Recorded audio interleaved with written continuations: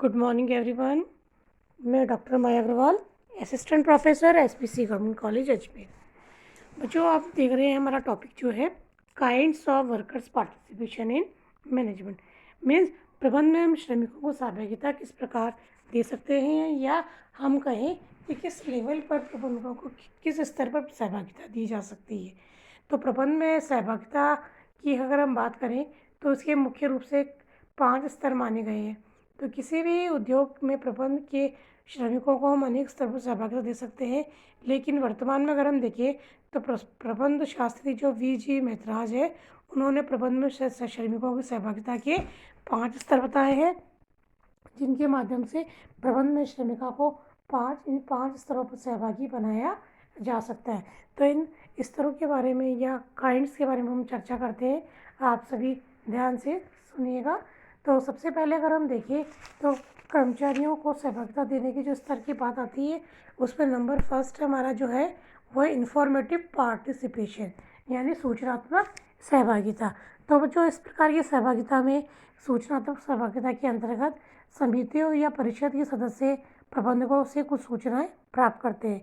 यानी इस प्रकार की सहभागिता के अंतर्गत जो काउंसिल्स बनी होती है, जो श्रमिकों की काउंसिल्स और ये समितियाँ बनी होती है, तो इन समितियों को जो प्रतिनिधि सदस्य होते हैं वो प्रबंधकों से संस्था के संबंध में कुछ आवश्यक सूचनाएं की जानकारी प्राप्त करते हैं, जैसे उत्पादन संबंधी सूचनाएं, संस्था के बैलेंस शीट संबंधी सूचना, संस्था का प्रगति की सूचना, संस्था कितनी ग्रोथ कर रही है। इसी के साथ संस्था की वित्तीय स्थिति के संबंध में भी सूचनाओं की जानकारी परिषद या प्रतिनिधि सदस्य सूचनाएं प्राप्त कर सकते हैं। तो इस प्रकार सूचनात्मक सहभागिता के माध्यम से संस्था के कर्मचारी जो है अपने प्रबंधक से संस्था संबंधी सूचनाएं जो उनके महत्व को बढ़ाती है, जो उनकी स्थिति को प्रभावित करती है, उससे संबंधित सभी सूचनाएं सूचनात्मक सहभागिता के अंतर्गत प्राप्त कर सकते हैं। तो यह तरीका भी सूचनात्मक सहभागिता कर्मचारियों को, वर्कर्स को पार्टिसिपेशन देने का एक विधि कही जा सकती है। सूचनात्मक सहभागिता के अंतर्गत महत्वपूर्ण सूचनाएं जो संस्था से ताल्लुक़ रखती है वे प्रबंधकों से मांग सकते हैं, और प्रबंधक सूचनात्मक सहभागिता अगर संस्था में देता है तो इस प्रकार की सूचनाएं देने से कर्मचारी को इनकार नहीं कर सकता।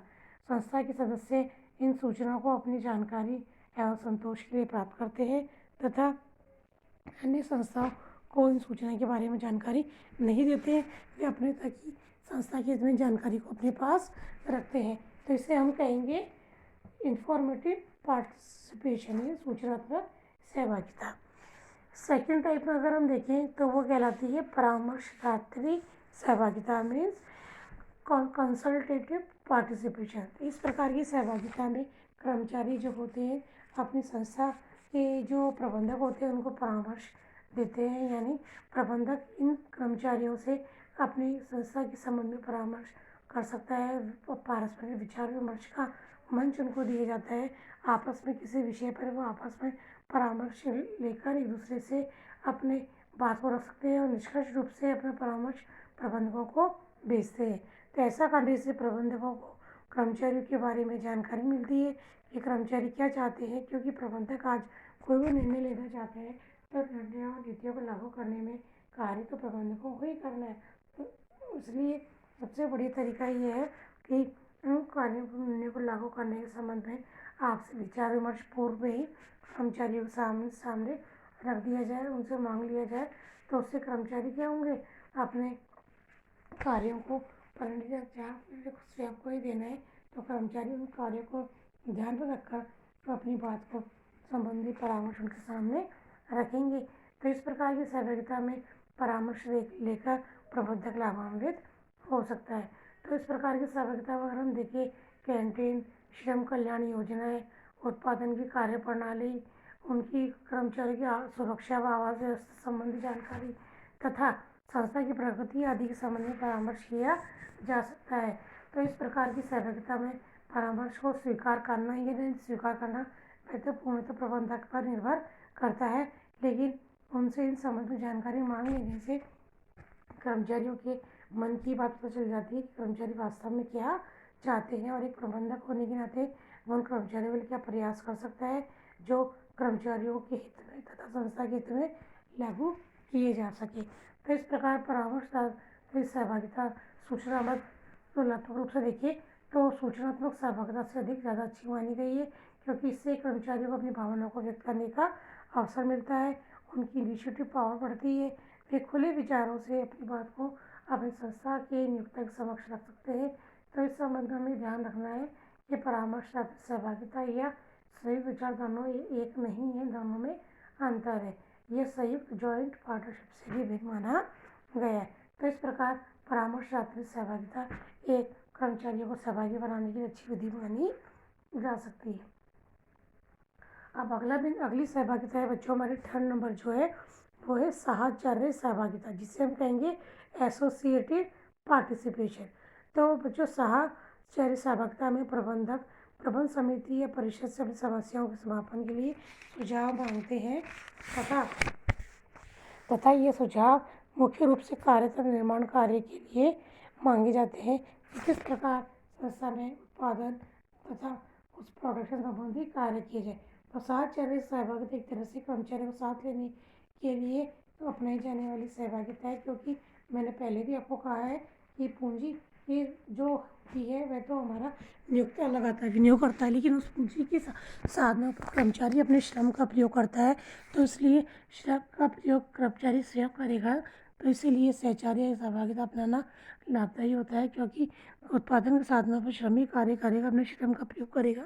तो इसलिए उत्पादन निर्माण कार्य किस प्रकार करना है, किस प्रकार उसकी विधियों में नवाचार करना है, उन्नत विधियों का उपयोग करना है, इस समस्त जानकारी प्राप्त करने के लिए उसे साहचर्य सहभागिता देनी चाहिए।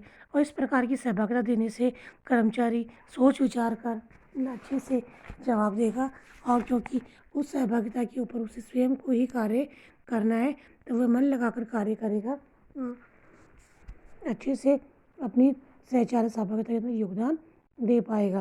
तो इस प्रकार कर्मचारी परिषद के सुझाव तथा उनके विचार के द्वारा प्रबंधक लाभान्वित होगा, और प्रबंधक की इच्छा पर निर्भर करेगा कि वो उनके सुझाव को कितना अमल में लाता है। अगला बिंदु है हमारा जो हम देखें तो अगली सहभागिता है हमारी प्रशासकीय सहभागिता। प्रशासकीय सहभागिता में बच्चों अगर हम देखें तो प्रशासकीय सहभागिता में निर्णय तो सहभागिता से पहले ले लिए जाते हैं, किंतु निर्णयों के क्रियान्वयन यानी जो डिसीजंस मेकिंग आपने की है उनकी इम्प्लीमेंट के लिए इन समितियों परिषदों को सौंपा जाता है। तो ऐसी सहभागिता में कल्याणकारी क्रियाएं जो श्रमिकों से जुड़ी होती है तथा सुरक्षा उपायों के पर्यवेक्षण, व्यवसायिक प्रशिक्षण के संचालन, संस्था के कार्य के घंटों की सूची कितनी होनी चाहिए, उनकी छुट्टियों व अवकाश का समय तालिका आदि संबंधी निर्णय जो होते हैं तो प्रशासकीय सहभागिता के अंतर्गत लिए जाते हैं। तो बच्चों हमें ये ध्यान रखना है, प्रशासकीय सहभागिता के अंतर्गत निर्णयों के क्रियान्वयन संबंधी निर्णय कर्मचारियों से लिए जाते हैं, उनसे सहभागी बनाया जाता है। और अंतिम प्रकार की सहभागिता है हमारी वो है निर्णयात्मक सहभागिता, जिसे हम कहेंगे डिसिसिव पार्टिसिपेशन। तो ये सर्वोच्च प्रकार की सहभागिता मानी जाती है, क्योंकि इस प्रकार की सहभागिता में श्रमिकों से संस्था को निर्णय प्रक्रिया में भाग लेने का अवसर प्रदान किया जाता है, और ऐसी सहभागिता में संस्था के सभी कर्मचारी संस्था के सभी महत्वपूर्ण निर्णयों में भागीदार बनते हैं, उन निर्णयों में अपने सुझाव देते हैं, उनसे सुझाव आमंत्रित किए जाते हैं, और इस प्रकार सहभागिता उन्हें प्रदान की जाती है। तो इस प्रकार बच्चों हमने देखा कि एक प्रबंधक कुल मिलाकर 5 स्तर पर सहभागिता दे सकता है, जैसे सूचनात्मक सहभागिता, परामर्शदात्री सहभागिता, साहचर्य सहभागिता, प्रशासकीय सहभागिता तथा निर्णयात्मक सहभागिता। इन सभी सहभागिता के अपने अपने उद्देश्य, अपने अपने ढंग होते हैं, और अपने अपना लेवल पर ही सहभागिता कर्मचारी प्रबंधकों को दे सकते हैं या उन्हें भागीदार बनाया जा सकता है। ये प्रबंधक होने के नाते उसका ये दायित्व बनता है कि कर्मचारियों को हर स्तर पर सहभागी बनाए तथा उसके विचारों का सम्मान करे, उसकी बात को सुने और उनके हितों को ध्यान में रखते हुए सहभागिता के अंतर्गत जो भी विचार सुझाव आपके पास आए उन पर विचार करें और उनको लागू करने का प्रयास करें, क्योंकि एक श्रमिक जो है एक मानवीय मानवीय व्यक्ति है जो समूह में रहता है, ये मानवीय प्राणी है, ये मानव संसाधन है।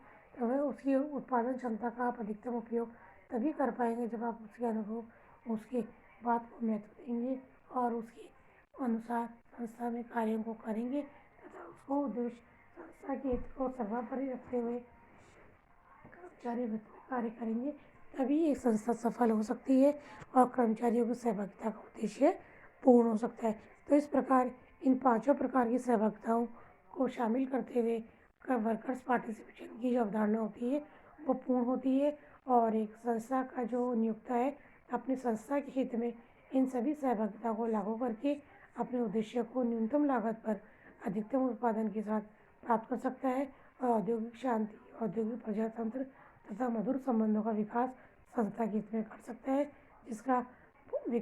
जिसके द्वारा हम देश का आर्थिक विकास करेंगे और हमारी संस्था का विकास भी होगा।